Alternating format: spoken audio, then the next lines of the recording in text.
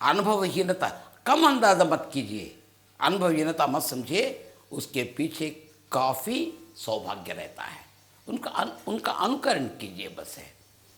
देखो भाई, बताना ही उनका काम है, उसको प्रसारण करना वो दूसरी बात है। उस अनुभव को हम अपने अनुभव में लाकर अगर जो जातक हाथ पसारता है उनको बता देंगे तो सही निकलेगा। जो भी हो, यदि चर्म पीला दिखाई पड़े, एकदम काला दिखाई पड़े, दूसरे वर्णों में, बेकार वर्णों में दिखाई पड़े, तो समझना चाहिए कोई ना कोई एक रुग्मता से, एक रोग से वे पीड़ित हैं। डॉक्टर के यहाँ तो जाना ही पड़ता है। हृदय रोग हो सकता है, लिवर का रोग हो सकता है, वैसे वैसे पीले हो जाते हैं। ये वर्ण केवल चर्म के लिए ही नहीं, बल्कि नाखूनों के लिए, हथेली के लिए भी काम में आते हैं।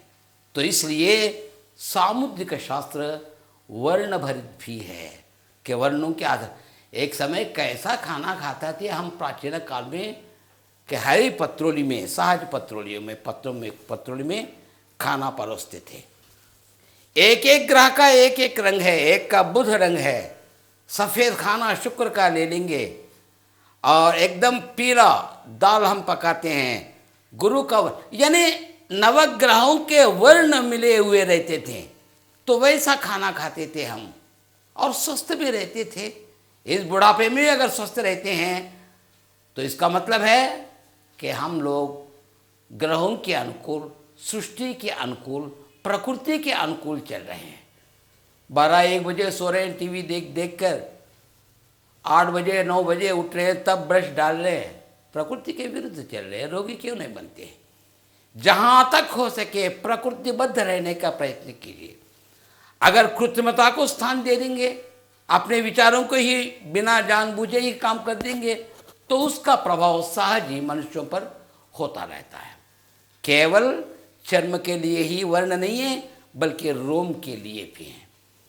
तो पाश्चात्य की दृष्टि में, पौरात्यों की दृष्टि में, इस हथेली पर बिल्कुल बाल होना ही नहीं बेकार है, गलत है, दुर्भाग्य की बात है। बहुत रहना भी दुर्भाग्य की बात है। थोड़ा थोड़ा, पतला पतला, ये हाथ के पर पृष्ठ के ओर अगर रहेंगे तो वो सौभाग्यशाली कहते हैं, कुछ लोगों का कहना है। तो साहजक हो के बिल्कुल सफ़ेद भी नहीं। बुढ़ापे के कारण सफ़ेद बाल आ सकती है भैया, बुढ़ापे की बात छोड़ दीजिए। लगातार एक दवा को हम लेते रहेंगे तो भी हम में अंतर आ जाता है। तो उस अंतर को मत देखिए। बुढ़ापे के कारण, रोगों के कारण, औषध सेवन के कारण या वातावरण के कारण, नाना प्रकार के कारणों के वश अगर वैसा परिवर्तन होता रहता है तो उसको गणना में मत लीजिए। सहज रूप से मैं कह रहा हूँ कि गौर वर्ण का, शहद वर्ण के, गुलाबी वर्ण के जो बाल होते हैं वे अच्छे होते हैं और उनका स्वास्थ्य अच्छा रहता है। और जिनके काले होते हैं, जिद्दी होते हैं, अगर बाल बहुत है, लंबे उम्र के होते हैं, मैं भी हूँ, मैं कुछ कर सकता हूँ, इसको साबित करके दिखाएगा, वैसे जिद्दी भी हुआ करते हैं। बिल्कुल बाल ही नहीं होना हमारी दृष्टि में तो वो कायरता की ओर ले जाते हैं। महिलाओं के हाथ कर पृष्ठ पर ये बाल रहना बहुत सारे लोग इसको उचित नहीं समझते हैं। न होना ही सौभाग्य की बात है। आजकल के लोग क्या कर रहे हैं, क्या नहीं कर रहे हैं, उसमें तो उनमें भी ज़रा अंतर दिखाई पड़ रहा। आज स्वतंत्र नारी बन रही है तो उनके विचारों के आधार पर हम में भी ज़रा परिवर्तन आता रहता है। तो इस कारण चर्म वर्ण हो गया, रोम वर्ण हो गया। तो इन रोमन के नीचे रंध्र होते हैं, छिद्र होते हैं, सुराखें होती हैं। सामुद्रिक परिभाषा में एक सांकेतिक शब्द है कूप, रोमकूप बोलते हैं। अगर रोमकूपों को गौर से देखेंगे, श्रद्धा के साथ देखेंगे, एक एक रोमकूप में एक एक रोम रहता है तो सौभाग्य की बात है, साधारण की बात है, अच्छा ही व्यक्ति है वो, सौभाग्यवान हो सकता है। इसके साथ अगर रेखाएं भी बहुत अच्छी हो तो उसके वर्णन काफ़ी कह सकते हैं, बहुत कुछ कर पा सकते हैं हम। अगर एक ही रंध्र में दो दो हो तो पांडित्य प्रकार यानी प्रकटन का, पांडित्य प्रकर्षा का प्रदर्शन है। वो काफ़ी मेधावी होते हैं, बहुत बड़े बुद्धिशाली होते हैं, सौभाग्यवान भी होते हैं। एक दो ठीक, ये भाग्य की बात है। तीन तीन चार चार रहेंगे, दुर्भाग्य की बात है, दरिद्रता की बात है। दरिद्र भाग्य दारिद्रता की ओर चलता है वो, और बहुत कठिन व्यक्ति भी होता है वो। तो इन हाथों को स्थूल रूप से अगर बताना है या हमें समझना है तो मैं कुछ विषयों को आपको आपकी सेवा में प्रस्तुत करना चाहता हूं कि जिनका हाथ जरा थोड़ा लंबा हो, बंदर जैसा हाथ हो।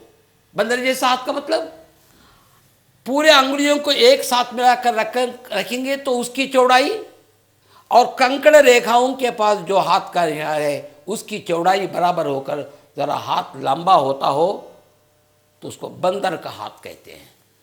अगर किसी व्यक्ति का हाथ बंदर के हाथ के समान होता है, याद रख लिए मित्रों कि बहुत सौभाग्यशाली होता है। इक्के दुक्के दोष अगर रेखाओं में भी होते हैं तो उन लोपों को हटाकर सुधार कर सौभाग्य के ओर ले जाने की शक्ति उसमें होती है। ये एक है राजयोग बता सकते हैं हम, वो एक योग हस्त बोल सकते हैं, योग्य हस्त बोल सकते हैं। अब दूसरी बात देखिए, जिनके हाथ पर बिना बाल के जरा उभरा रहता है, फन के समान, सांप का फन होता है ना, उस फन के समान जरा उभरा होता है।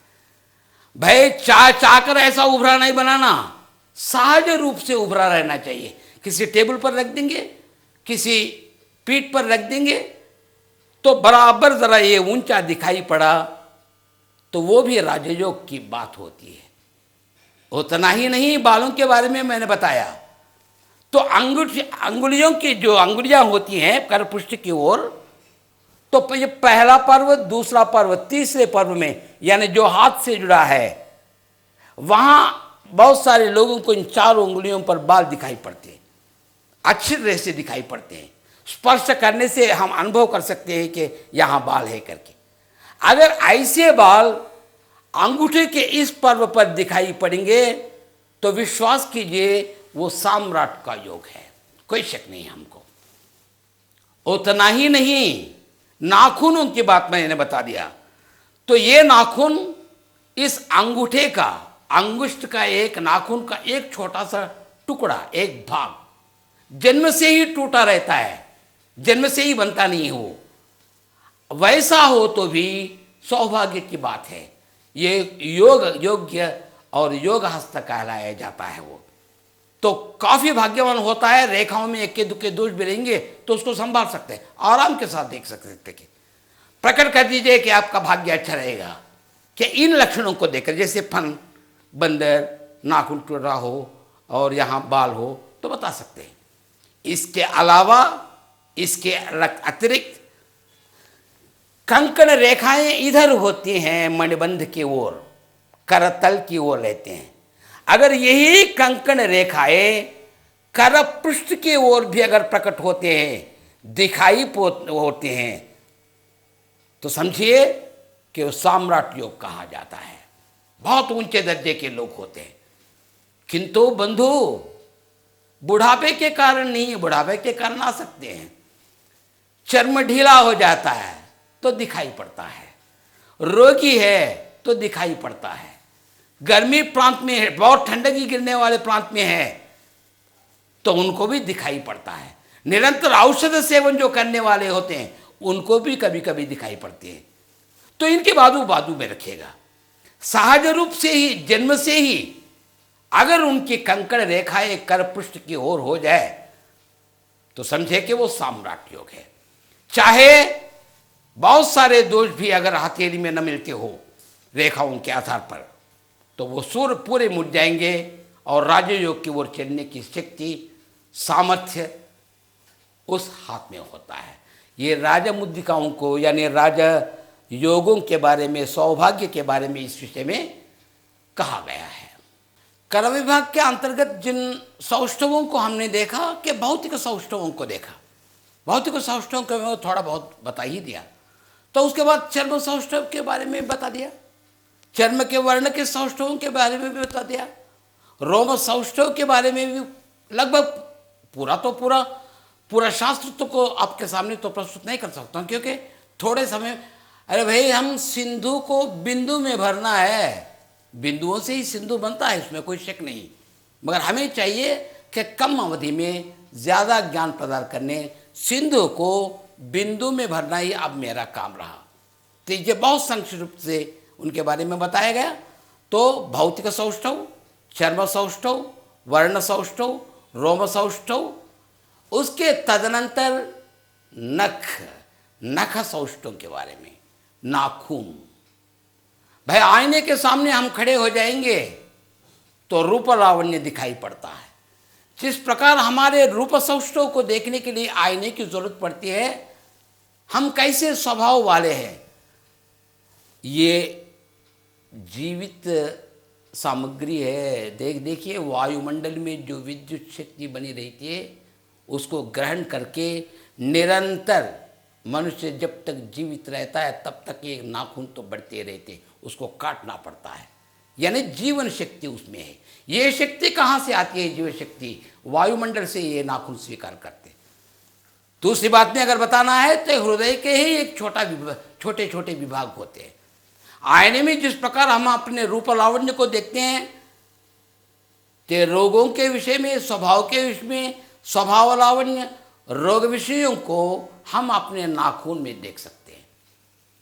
तो सहज रूप से नाखून का आकार कितना होना, बता तो रहे हैं कि नाखून का सौष्ठव, नाखून कितना होना, किस माप में होना, अगर ये प्रश्न किया जाए तो यहां अंगुली को जब मोड़ेंगे तो ये पहला पर्व कहा जाता है। अंगुलियों के बारे में नहीं बता रहा हूं भैया, करपृष्ठ की वो जो भाग है वो पर्व है पहला, और ये दूसरा, ये तीसरा। इसके बारे में जब हम करतल की ओर पढ़ेंगे तो तब चलेंगे। तो ये झुकता हुआ पहला जो टुकड़ा है उसको प्रथम पर्व बोलते हैं।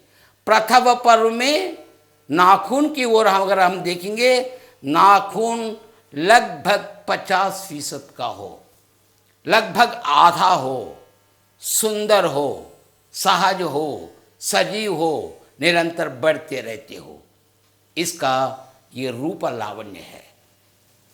तो सबको आधे रहते हैं क्या? न, ऐसी बात नहीं है। अपने अपने भाग्य के लेकर इनके आकारों में परिवर्तन होते हैं। कितने विभागों में बहुत से विभागों में बांटा गया, लगभग 39 से लेकर 40 तक इसके विभाग हैं। तो स्थूल रूप से अगर हम अध्ययन करेंगे तो हम 3 भागों में कर सकते हैं, बड़े नाखून, छोटे नाखून और चौड़े नाखून। तो ये सुंदर रहे तो पूरा शरीर स्वस्थ रहता है। अगर उसमें कुछ कच्चाइयाँ दिखाई पड़ी, कमियाँ दिखाई पड़ी, दोष दिखाई पड़े, रोगों को देख सकते हैं। इन नाखूनों को दबा कर, इन नाखूनों को देखकर एक वैद्य भी, एक भिषक भी यही बताता है कि कौन सा रोग चल रहा है इनके लिए। तो दवाने से किसी को सफ़ेद दिखाई पड़ता है, किसी को पीला दिखाई पड़ता है, किसी को गोरा दिखाई पड़ता है। वर्णों में भी हमें अंतर दिखाई पड़ता है। वही वर्ण रोगों का वर्णन करते रहते हैं। तो जो बड़े नाखूनों में अगर दोष दिखाई पड़े तो मित्रों समझिए कि नाभि स्थान को अगर केंद्र बिंदु बनाएंगे हम, तो ऊपर के भाग को ये बताता है बड़े नाखून वाले। यानी शरीर के ऊपर के भागों के जितने भी रोग हैं, चाहे वो नयन संबंधी हो, कर्ण संबंधी हो, शीर्ष संबंधी हो, नासिका संबंधी हो, ओष्ठ संबंधी हो, गर्दन से संबंधित जो भी हो, ऊपर के भाग के लिए जितने हमारे रोग होते हैं उसका आंगन समझिए, प्रांगण समझिए, अग्रिम संकेत समझिए। advanced result that is giving that certain disease he will you will be shocked or you will be left thrown into certain disease, यानी रोगों के बारे में वो बताता रहता है। और छोटे नाखून हम लोगों ने केंद्र बिंदु के रूप में हमने नाभि को ले लिया ना, नीचे के भाग यानी पैरों के रोग, घुटने के रोग, अंगुलियों में कोई ना कोई, यानी नीचे के भाग, अगर कटिभाग को ले लेंगे, कटिभाग से नीचे के भाग के बारे में बताने वाले हैं ये छोटे नाखून। और चौड़े नाखून होते, दोष हो तो ही, वरना नहीं बताना भैया। तो चौड़े नाखून हो और वो दोषयुक्त हो तो पार्श्व भाग के रोग फैलते हैं हमें, जैसे कि हृदय संबंधी हो, फेफड़ संबंधी हो, या पीठ संबंधी हो, पेट संबंधी हो, पीठ संबंधी हो, लिवर संबंधी हो, ऐसे रोगों के बारे में वो अग्रिम संकेत है। इसलिए बड़ी जागरूकता के साथ नाखूनों का अध्ययन कर भी हम अग्रिम रूप से उनको बताकर रोग निवारण के फर्स्ट एड ले लें, डॉक्टर से पूछकर, बस सुधर जाएगा। हम अपने भाग्य को लिख ले सकते हैं। ये नाखून का, केवल नाखून में दोष कहाँ रहते हैं फिर, ये भी तो प्रश्न है हमारे लिए। तो दोष तो दिखाई पड़ते हैं, तो कोई ना कोई नाखून पर या नाखूनों पर समझिएगा तो लंबी लकीरें दिखाई पड़ती हैं। दिखाई पड़ने के मतलब रेखाओं के रूप में नहीं, ज़रा उसको स्पर्श करने से पता चलता है कि हाँ कुछ लकीरें हैं। तो अगर ये लकीरें हमें दिखाई पड़े, स्पर्श करने से ही पता चलता है, या सूक्ष्म दृष्टि जिनकी होती, कम उम्र वाले होते हैं, वे देखने से ही पता चलता है कि हाँ इस पर लकीरें हैं, इसकी पट्टियां हैं, पट्टियां दिखाई पड़ती हैं। तो समझो कि पिता के पूर्वार्जित के रूप में रोग आ जाएंगे, पित्रार्जित के रूप में रोग आ जाएंगे। पिता के जो रोग हैं तो वे ही रोग आने की आएंगे ऐसा मत कहिए, आने की संभावना है। जागरूक रहकर अगर हम प्रिकॉशन से रहेंगे तो उस प्रकार की दवाई ले लेंगे, हमारा स्वास्थ्य सुधरने के लिए प्रयत्नशील रहेंगे तो काफी परिवर्तन हो सकता है। रोग को एकदम प्रारब्ध को बदल नहीं सकते हैं, किंतु उस पर रोक लगा सकते हैं। तो वैसे ही आड़ी पट्टियां भी दिखाई पड़ती हैं, ये लंबी लकीरें, ये चौड़ी लकीरें भी दिखाई पड़ती हैं। तो अगर चौड़ी की लकीर बहुत कम दिखाई पड़ते हैं, बहुत कम लोगों में मैंने देखा है कि अभी कुछ शोध कार्य करने की आवश्यकता है, परिशोधन करने की आवश्यकता है। अगर आड़ी लकीरें अगर दिखाई पड़ती हैं तो माता से संबंधित रोग आते रहते हैं। बस जैसे कि वो ऐसा है, ये तो माता से संबंधित है। पुरुषों स्त्रियों की बात मैं नहीं कर रहा हूं, किस हाथ में करके नहीं बता रहा हूं। अगर ऐसे लकीरें दिखाई पड़े, स्पर्श से पता चले तो समझिए कि किस प्रकार के रोग आने वाले हैं। पिता के क्या क्या रोग थे, पूछो से देखिए, डॉक्टर से पूछिए कि मेरे पिताजी को रोग था तो इसके लिए मैं क्या करूं, इससे बचने, माता के लिए ये रोग था, उससे बचने के लिए मैं क्या करूं, व्हाट आर द प्रिकॉशंस। अगर पूछेंगे, डॉक्टर भी एक पिता होता है, आयु से हमारा संबंध नहीं होता। एक ज्योतिष, एक पुजारी, एक पुरोहित, एक वकील, एक वैद्य यानी डॉक्टर पिता के समान होते हैं आयु के साथ। चाहे वो बच्चा भी क्यों न हो तो उनका स्थान जहां बैठा है वो पिता का स्थान है। हाँ, कोई वयोवृद्ध हो सकते हैं, कोई ज्ञानवृद्ध हो सकते हैं, वो ज्ञानवृद्ध है, लीजिए ना उसका मशवरा, क्या हुआ। चाहे महिलाएं हो चाहे पुरुष हो, महिला पुरुष ये देखने के लिए लिंगांतर मात्र ही है, मगर सब एक है। क्या हमारी बहनें नहीं होती हैं, क्या हमारे भाई नहीं होते हैं, क्या हमारी पत्नी भी स्त्री है, हमारी बहन भी स्त्री है, माँ भी स्त्री है। स्त्रियों का गौरव करना सीखना चाहिए।